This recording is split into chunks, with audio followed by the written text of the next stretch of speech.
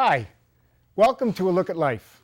My name is Wayne Lampman, and I'd like to welcome our guests today. We have three young film producers from Manjagosha Films.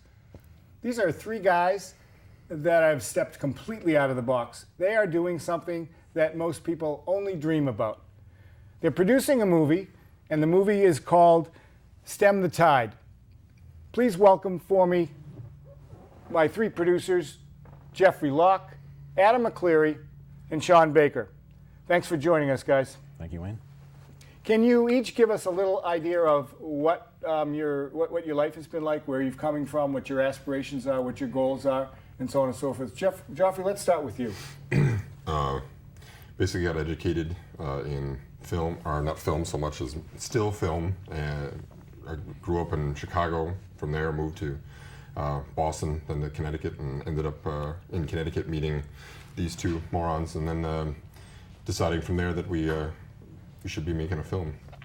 Wow, okay. How about you, Adam? He pretty much wrapped it up. No, I'm He took the sails out of your wind out of your sails? I actually met Geoffrey about 11 years ago, 10 or 11 years ago. I think I met him about the year that I started film school, motion picture film school, as opposed to photography. I think that's the word you were looking for. And him and I had shared a massive love for motion picture films, you know, like all kids do. And so I went to school in Savannah, Georgia, Savannah College of Art and Design. Really? And Savannah's a great city. I don't dig the South as much as I dug the school. The school had great equipment, and I learned a lot. Then I came back up, and we started to do some small films. I planned for one feature years and years ago, which actually Geoffrey helped on quite a bit. Shawn actually stepped in at one point. It's funny, I met Geoffrey and Shawn probably the same day, because we all worked at the same store in a shopping mall. Kind of together. One particular retailer, we just all worked together, and yeah. It pretty much just went from there. I mean, we all stayed in touch with one another. More so, Geoffrey and I stayed friends. Adam went off to school, and when he come back, we'd chit chat and whatnot. But I mean, for the most part, we've all known each other for 11 or 12 years, so stayed in contact. Pretty Since cool. then, I've been kind of all around the world, but Geoffrey's been trying to fish and pull me in to shoot another film for 6 years.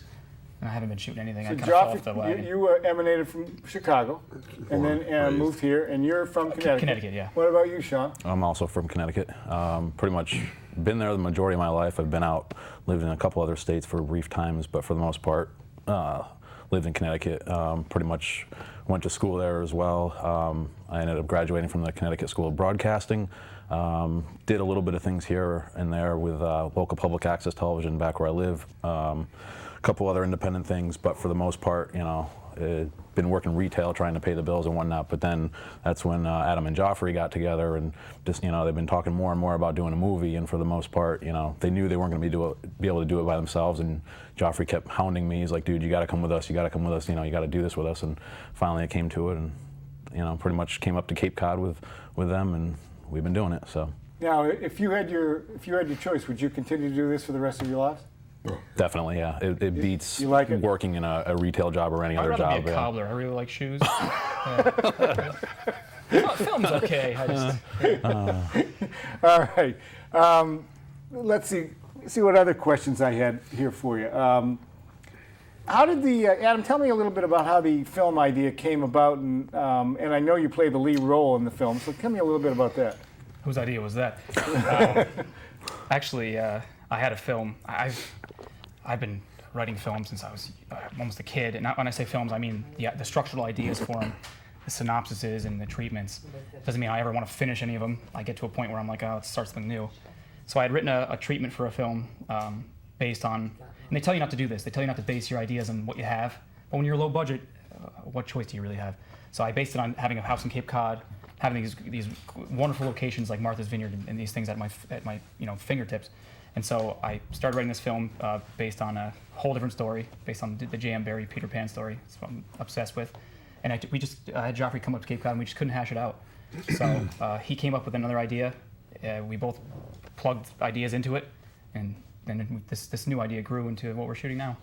And Geoffrey, you spent a lot of your time writing the script. I mean, you contributed a major portion to that script. I mean, I know at times we chat, and you were struggling with it. I was. But it's been worth it. We'll see. Geoffrey actually wrote the script. He wrote it. Yeah. I helped him. Let's just say he had the gun that fired the bullets, and I sort of aimed those bullets in the right direction. Wow.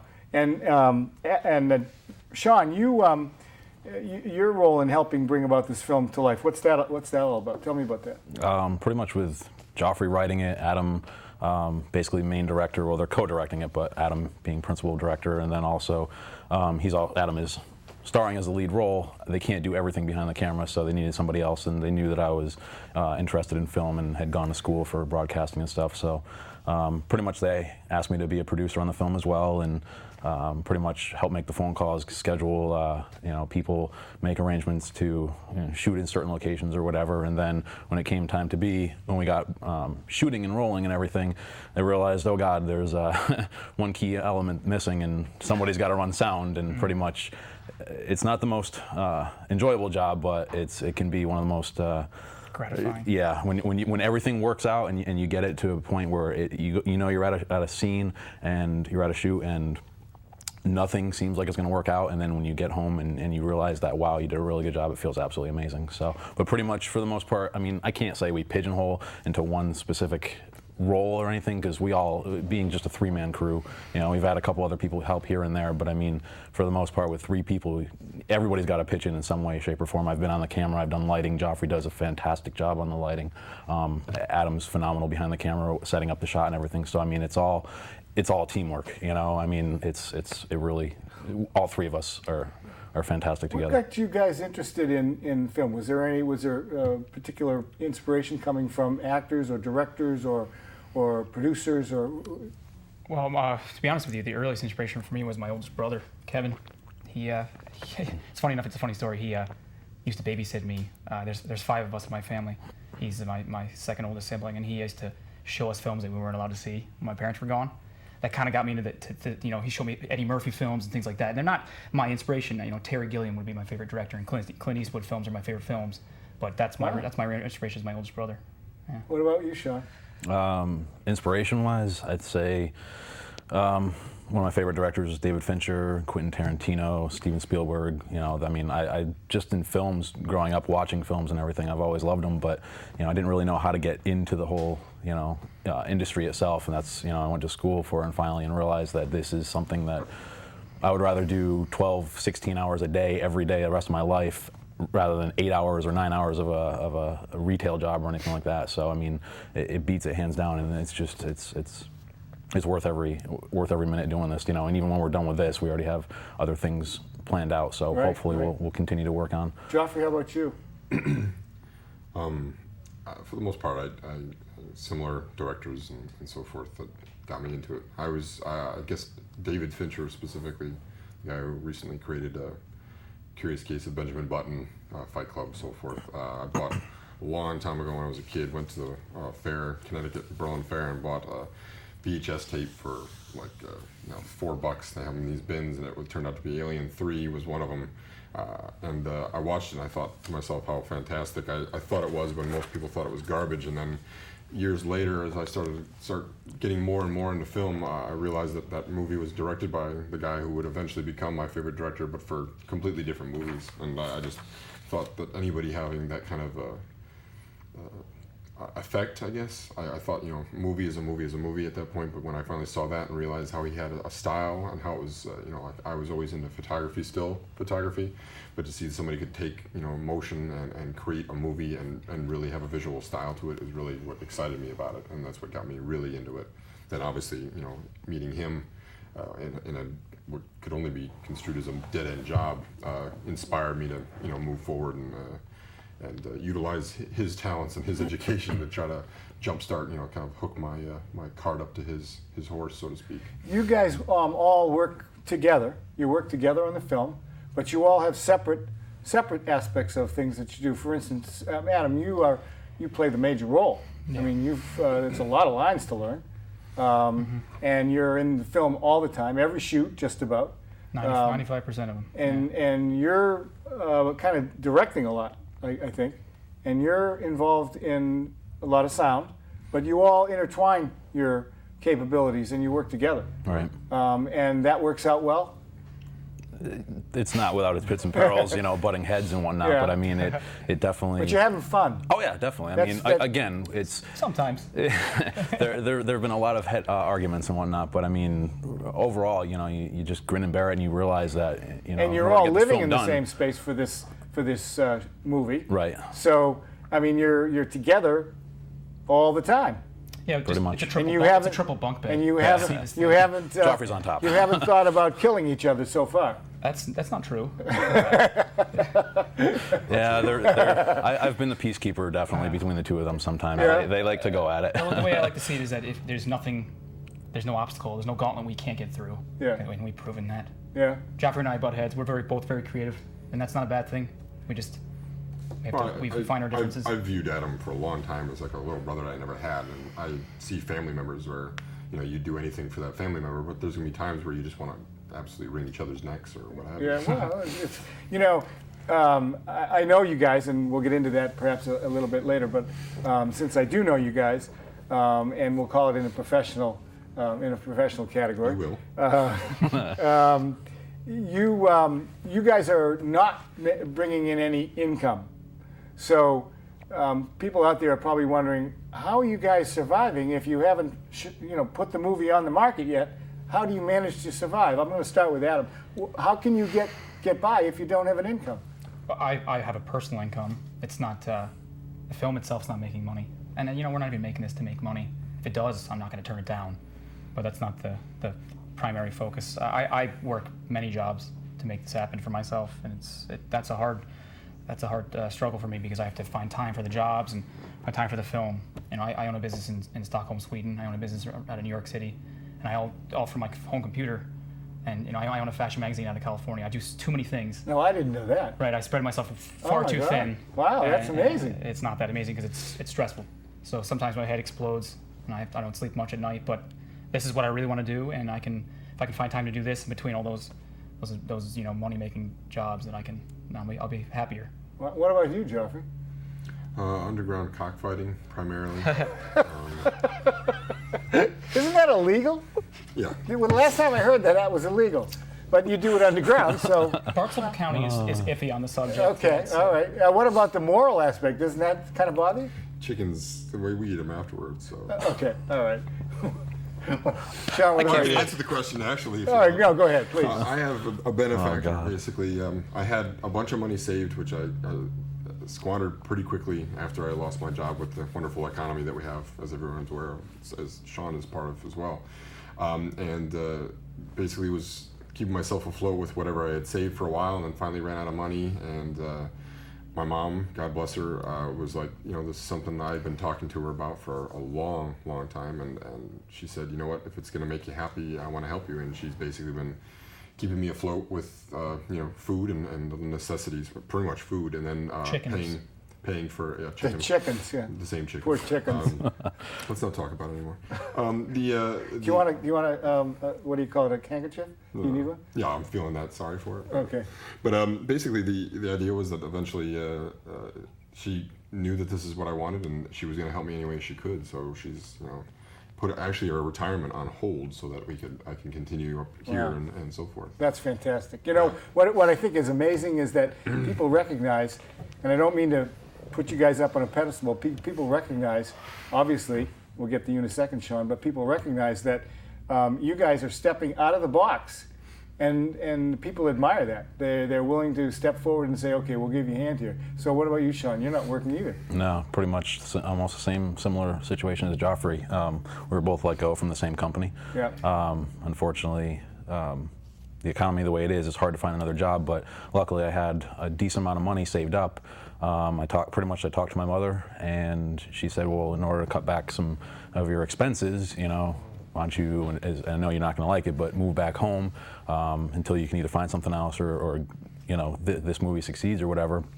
And pretty much after 15 years of living on my own, to move back home is very, very awkward. But I mean, with a very, you know, supportive family from my mother, my grandfather, my father, great. everybody. I mean, and it's like it's a blessing because I don't know what I would do without them, and helping me, because this is my dream. This is what I want to do, something in the TV film industry, and by doing this movie, hopefully that launches all of us, into not just us but all of our actors as well into the next step of doing something else. Well, I think maybe one of the motivating factors could be that they can imagine themselves sitting at the Academy Awards in the seating, and you say, "I'd like to thank my mother and my father," and so on and so forth. But I mean, they've been very, very supportive, and I mean, it's they know this is what I want to do. It's my dream, and just like Geoffrey's mom, and they're very supportive of it. So, his mom not so much. No, I'm just kidding. I think we've all had very supportive parents. I mean, my parents are letting me and Geoffrey live in our summer home off season. That's of course, we're fronting the bills, which are no fun. We're on the subject of economics and things like that, but the equipment must have cost a fortune. And what kind of equipment is it that you use? Because I mean, I'm sure that people that are interested in this aspect of life would probably say, okay, what kind of equipment are you guys using, and where did you get it? Yeah, we're actually shooting it on an Etch-a-Sketch. So, if you don't like the scene, you just shake it up. No, we actually, I spent more time researching and saving money for this gear. This past summer, I took on 5 jobs. I did my normal ones. I translated Spanish up in Yarmouth. I did whatever I could to make cash to buy some gear. And I researched it all. I bought the main camera rig. We have 3 camera rigs that we use for this film. The main camera rig is it's a big camera like we have here at the studio. Yeah. But more set for film with a film adapter and. And you've got a dolly thing too. Oh yeah, it's a whole 9 yards. And that altogether ran me about upwards of $12,000. Just alone for the camera gear and the follow focus and the lenses and the adapter rings, all you name it. Then we have another camera that Geoffrey has, smaller camera. It almost looks like a photo camera, and it shoots fantastic film and it gets into tight spots. And then a 4th member of our team who's not here with us today, his name's Sami. So do you guys come up with, every once in a while, somebody says, okay, it's your turn to call Mom and say, Mom, I need some more money, we need another camera, is that how that works? Geoffrey's mom's sometimes, yeah. amazing when it comes to supporting our end of the line budget. We had enough money to begin, but in order to finish, things pop up, and Geoffrey's mother's been. And hasn't this almost gone beyond what you... It's definitely gone way over our budget. But I mean, gone beyond the time frame that you anticipated, because now we're in, it's a winter movie. And we're well into spring. We've had struggles with bloomage and things like that outside. Yep. Wow. I think that you brought some stills with you, so we can give our viewers a chance to get an idea of what you're talking about in terms of equipment and things. I mean, I don't know, I haven't seen them, but you mentioned you brought them. There's a couple pictures of equipment. If you want to throw them up, I can talk a little bit about that'd be great. Maybe we can get those up, and you can give us an idea of what those. Here they come. This is actually a car rig, an automotive rig. We shot with the 3rd camera, Geoffrey's camera. Cropped really well. Cropped really well, yeah. And it's basically it's got a mount, suction cup mount, and it's pretty stable. It's got an image stabilizer. And we were shooting a scene. This is our main camera rig. This is the one I was telling you that was upwards of $12,000. And it's a JVC rig. Which one of those did you each call your mother on and ask for? I actually paid for that all myself. Oh my God. I worked my butt off to get that. Yeah. That looks like it's pretty expensive. I called his mom, but for reasons. Okay. Yeah. This is we shot at the Chatham Eldridge Library. That's Shawn and me in the middle, and that's one of our actors, Zach, on the left. Just a production shot. Okay. For one of our scenes. That boom mic that I'm holding there that was like what? That was like $1,200. Yeah, not a cheap mic at all. Wish we had 2. Ridiculous. But you're forced to be creative when you don't have enough money. Yeah. So. And getting the sound right is just wow. Through that thing, it can pick up every little detail. Wayne, that's you right there. Oh, all right. Well, I guess now it's time to talk about. Yeah, this is a scene shot at Falmouth Methodist Church. And I'll just give the viewing public a quick background on this. Last November. I looked at an ad on Craigslist, and it was for actors. It was independent actors, and the ad said, "If you'd like to join us in this venture, we'd like to have you, and please respond to the ad, and we'll get back to you." So that's what they did, and they I called up. And so we scheduled an interview, and I went out on one hell of a rainy day. You were the only guy that responded, so you're the only actor in our film. And I get out there, and we did the audition, and then they said they'd get back to me, and I went home, and I waited at the phone. I didn't eat, sleep, or drink. I waited at the phone. No, you just drank, but it was just... Yeah. So I waited at the phone, and I did get a call. And so we wound up agreeing on the part, and I have a small but significant part in the movie, and I'm having a ball. Yeah. And that scene that you that was just up there, that was in the church. It was. Where we filmed that particular scene. We did a lot of rehearsals, and Wayne, actually, we finally got you in your headspace. And for what we call a green actor, you did quite a good job. And that's interesting. I remember when we first sat down for one of the rehearsals in the very beginning, and Geoffrey, who's a bit of a perfectionist, let's say, he said, "You know what? I got to tell you, I hope you can take direction, because you're going to be listening to us telling you how to act, because you're not a professional actor," which I kind of lied about. I got to tell you, because I wasn't.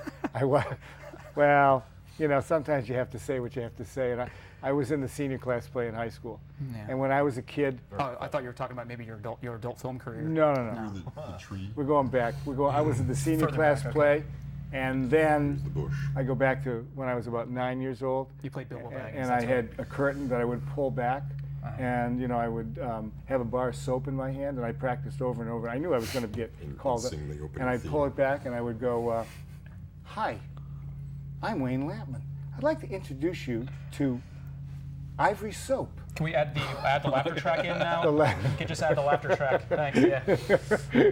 So anyway, we learned a lot. I mean, I learned a lot, and especially about production and things like that. But I thought that I did take direction. I didn't mind being told, "This is the way we want it. This is the way we want it." And so far, you've said that it came out well. Well, we cut you out of the film, but that wasn't because of. No, I'm just kidding. Oh no! Yeah. And by the way, I got to tell you that these people that are working on the film, we all know this. All of us, including you guys right now, it's all with no money involved. Right. I mean, you've told everybody up front, this is a project. If you want to join us on the project, we'd love to have you, but no one's getting paid. Volunteer basis. Right. We've actually we fronted a little money, not much. We fronted money to drive a girl from Pennsylvania here for gas money, things like that. And Geoffrey's fed a lot of people on set. Things we have to do to raise morale, because it's almost like we're on a pirate ship. And if you know. Well, let's not forget the pizza that Yeah. I bought for you guys. Let's not forget the pizza. Yeah, delicious. Yes. Right. Thank you. I'm glad you enjoyed it. So yeah. So I guess maybe we'll go back to the clips and see Sure. if because there are more, correct? Yes, there are. Yeah, I thought so. Not many. There's a couple more. Here we go. Here's a shot on Martha's Vineyard. That's our fourth member, Sami Snerva. He's from Sweden on the right there. It's Geoffrey on the left. We had a 2-camera setup for two different depths of field, which is nice efficiency on the field. There's a really incredibly good-looking guy on Martha's Vineyard. Where? He's in Where? the back there in the house. You mean that derelict with the that with guy. yeah? Who Oh let him wow! I wouldn't let him in the front Right. door. We were actually shooting in the gingerbread houses in Oak Bluffs on the vineyard, so it was a great day for shooting. Oak Bluffs is a beautiful space. Actually, we actually shot on the steamship, which was a feat to accomplish. Now, who's that on the right? That's not- Sami again. That's your friend from Sweden. Sweden, yes, yeah. Is he involved in the production? He's as well? actually my business partner in my real business in Sweden. Okay. But he came in. He's quite good with cinematography as well as Geoffrey, and they're both photography guys. So we had him jump in for a couple scenes. Did you run into any problems when you were filming, like on the boat? Or? Yeah, we actually had an issue. They were okay with us shooting because they were comfortable and they were friendly, but they had a set of ground rules, as in do not shoot the crew members, do not shoot the load in, do not shoot the load out. Don't run around without your shirt on. Things like that. I made that last one up, but Was that for the women out there? yeah. Other than that, they were quite warm to us shooting in the holding area where the cars are. Yeah. And above, we kind of just guerrilla film made that. Was no. And this is transporting. You got to go over to the vineyard. You got to come back. And to we're the talking vineyard. 45 minutes there, 45 minutes back. So we had to do a lot of prep work before and a lot of prep work after. And that also brings up the point. And I mean, and I can talk about this because I have so far been in at least one shoot. And then you wanted to use my truck for one of the shoots. And what I thought was amazing was that the everyday sounds that we all are, used to hearing, and they're just everyday sounds. But when you're filming something, and I don't want to take the winds out of your sails, but tell us a little bit about that, because this can take forever. Shawn can field that one. Yeah. Pretty much, I mean, you don't know when you get to the scene what's going to happen. I mean, literally, just the other day we filmed a scene. We finally got permission to shoot at this building we've been looking to shoot at, and everybody gets there, and all of a sudden now the town has decided to cut down branches from the trees right on that property around the power lines and stuff. So I mean, literally, what are we going to do with that type of all that noise? You know, trying to drown that out would be impossible. So we had to end up shoot the scene, and we're going to end up having to go back later and ADRing it later. You know, all the dialogue in later. I mean, but there are other scenes where, you know, the very first gorgeous day we had in Cape Cod, it was like 70-something degrees out. Here's Adam. It's supposed to be winter out, and he's in a pea coat, sweating to death, and he's got to do a long walk from, you know, the back of a street all the way towards the camera. But I mean, as we're filming, you got car going by after car after going by with tops down, or motorcycles, you know. Well, that was that day we used the truck. And stuff. The day that we used my truck. It's amazing. Adam said to me, you know, we've selected this road. It's off the beaten path. Yep. There's never any traffic, so it'll be an easy shoot. We got over there, but you expected it to be a cold day. It was warm. Suddenly everybody's walking by, bicycling by, cars are going by, winds, right? and birds are coming down, shitting on the camera and all this other stuff. Beep. Yep. You don't worry about that. This is Falmouth. But yeah, I mean that's I mean all those little things. It's, you know, take after take after take. It's ridiculous. You know? But trying to, you know, get it together when it comes together, it's a great feeling. You know, knowing that you can drown out all that sound and make it. Except when you were in the back of my truck. Oh, let me tell you, dude, your truck was so uncomfortable. My back was I gave Shawn a lumbar puncture in the back of your truck. I mean, I didn't. You couldn't see him, but he's in there with the boom up here.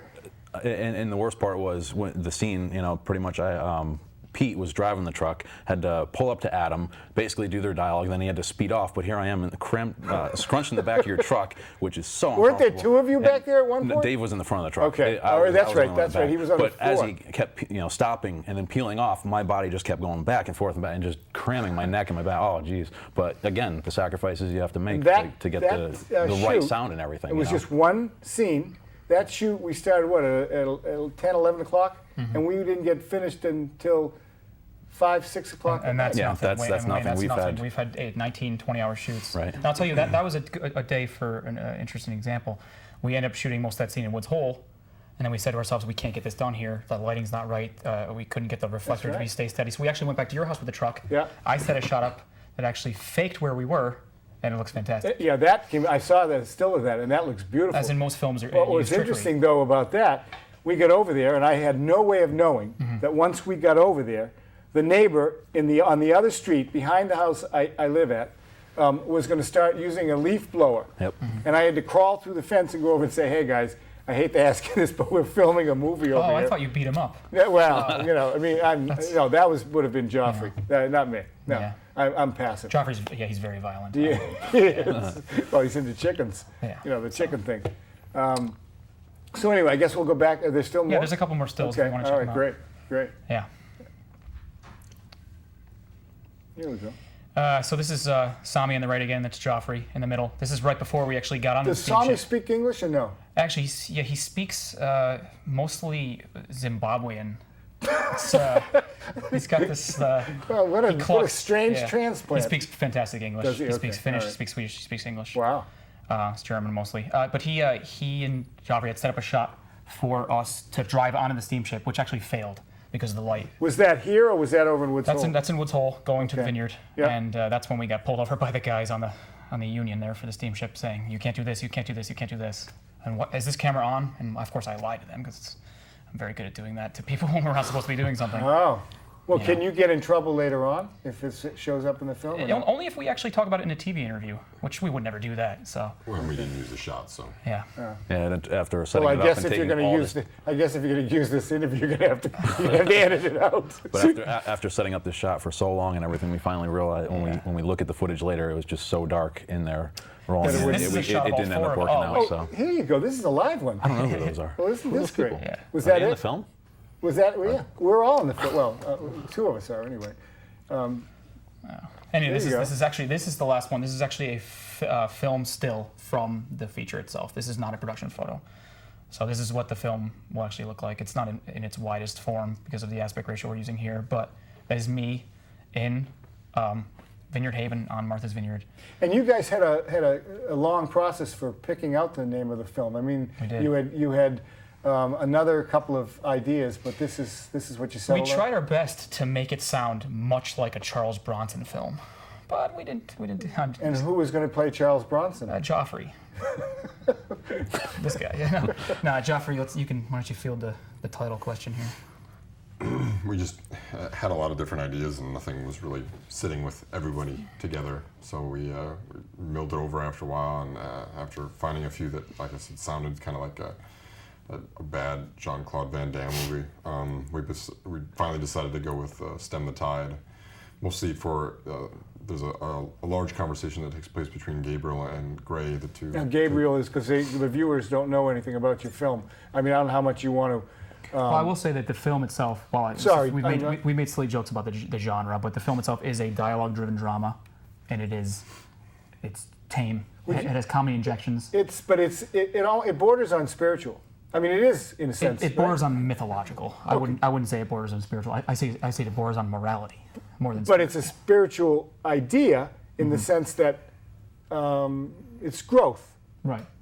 And it's in a sense it's a spiritual growth too. Wouldn't you say? No. Could be. Could be. I left it very, very wide open so that a lot of people could interpret it a lot of different ways. So without trying to adhere to any one mythology, one ideology, one religion, it just kind of taps into some old school stuff and allows people to just kind of see it for what it's worth. Do you guys think of people like Steven Spielberg when you're working? His thoughts and the way he directs? And, Not really, not at no. all. Only if we want to do extreme close-ups. Okay. We think of him then. Okay. That's about it, right? He does a lot of eye shots.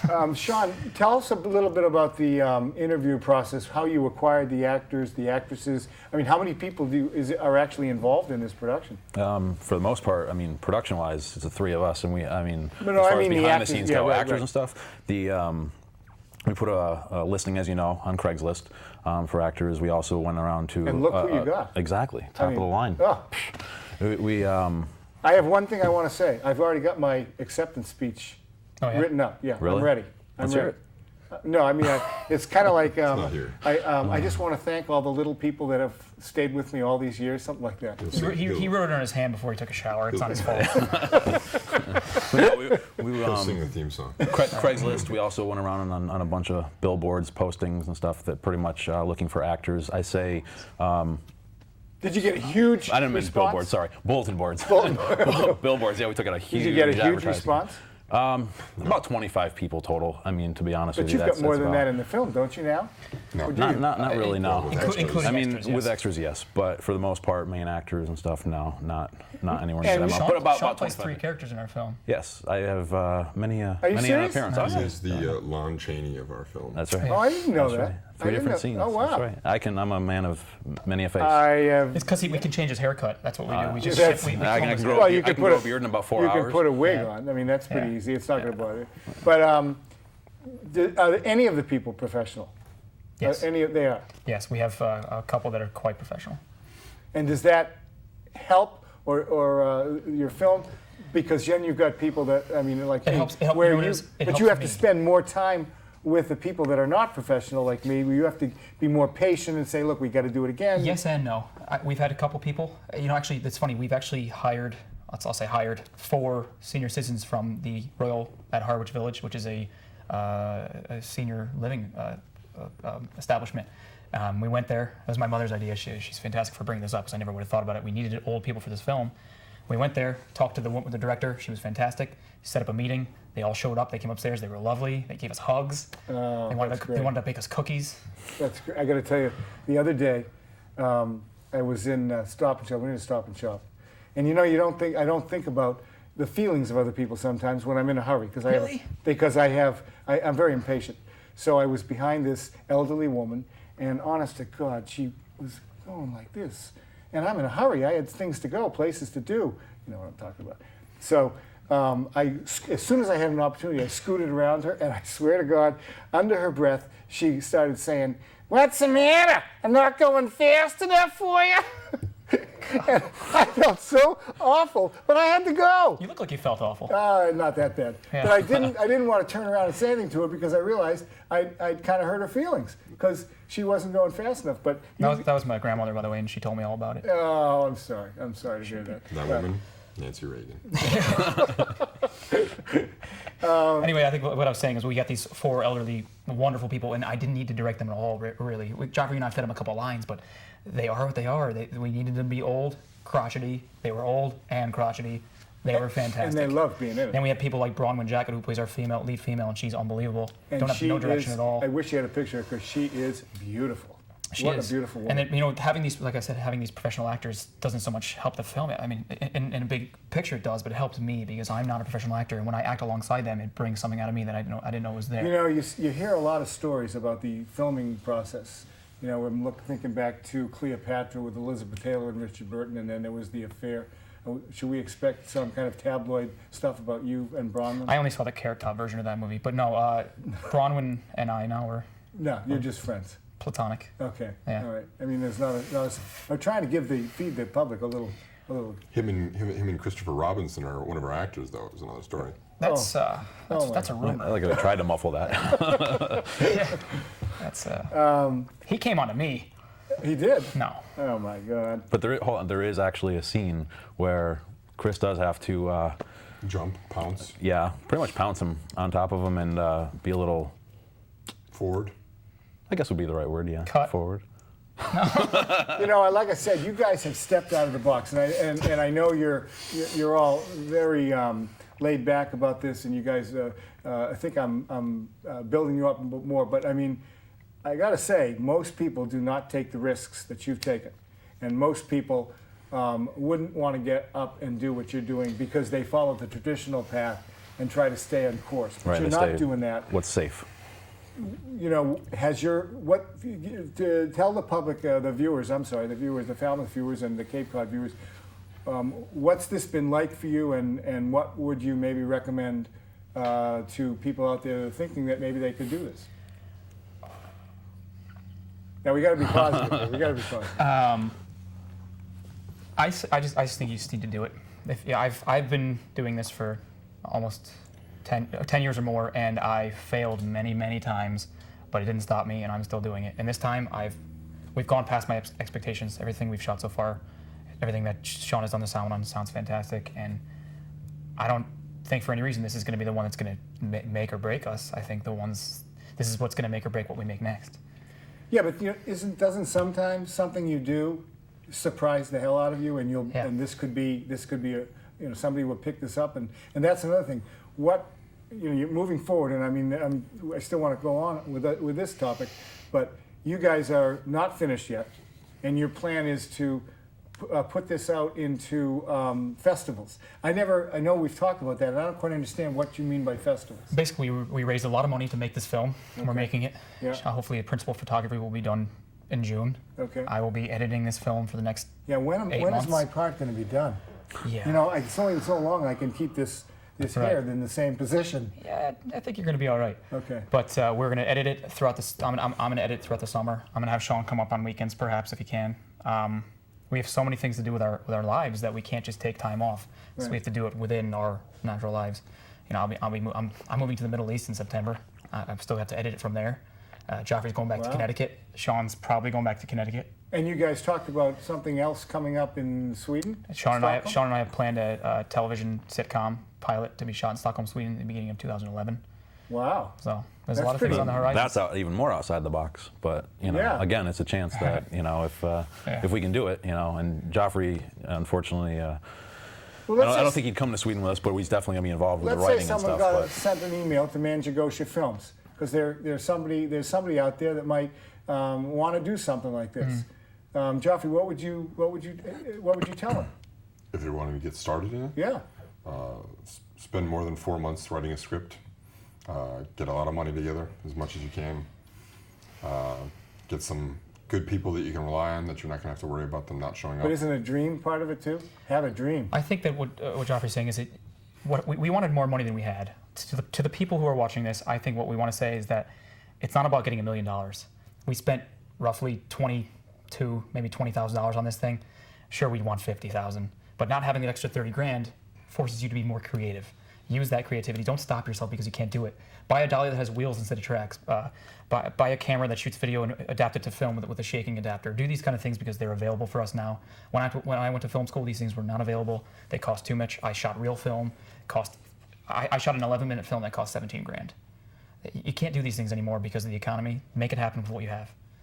You know, what we're doing for festivals, we're gonna submit this thing to 3 festivals, and then we're gonna try to raise money again. But again, festivals. What do you mean by festivals? Festivals are basically the film will be exclusive. We will not show this to anybody except for submitting it to what's called a film festival, and they're shown around the country. Provincetown has one. Cannes, Sundance are the big ones. Toronto's a big one. All right. There's ones in Milwaukee. So there are festivals that exist. You talk Cannes. I mean, we've all heard of the Cannes Film Festival. Yes. So you're talking about throughout the world. There's millions. There are festivals, and you submit it, and then they're shown, and they get attention. Is that Of course, right? the problem is a lot of them aren't free to submit to, so we have to raise money again. Do you have to travel to the festival no matter where it is? No, you don't have You to. don't But have to, no. it's nice if you do, because then you can talk about So your that film. means the 3 of you have to spend more money to get to wherever it is. Yes. Correct. And there's lodging, Yes. there's food.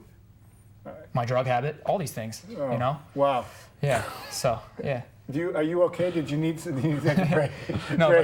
but I want to. We want to put this film in Japan, South Africa, California. We want to go everywhere with it. What happens when you put it in a foreign country like Japan? Then they have to switch it over to subtitles, right? No, not necessarily. They sometimes will play it in English still. It'll be an English stage at a film festival. Oh, all right. Yeah. Okay. All right. But again, getting back to this, you have to start with a dream. You have to start with an idea, and that idea has to be a dream that takes hold. And you guys have done this. I mean, and again, I know you don't like the praise, but I've worked with you. We've laughed. We've sat around, and unfortunately, not unfortunately, because I'm looking forward to it, but we still have some more scenes to shoot. We sure do. Yeah. And I still haven't learned all my lines, so I've got to get that. But Do you believe this guy? I can't believe yeah, this I guy. know. But I'm sorry. I'm working on it. There's other things to do. I'm sorry. What? But you guys have done something that most people don't do. You really have.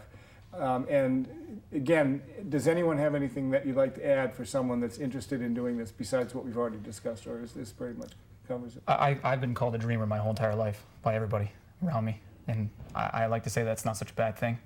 I got to say that working with you guys has, and I will continue that. I consider you guys friends. We've worked together, we've had fun, and you've also put up with my dog.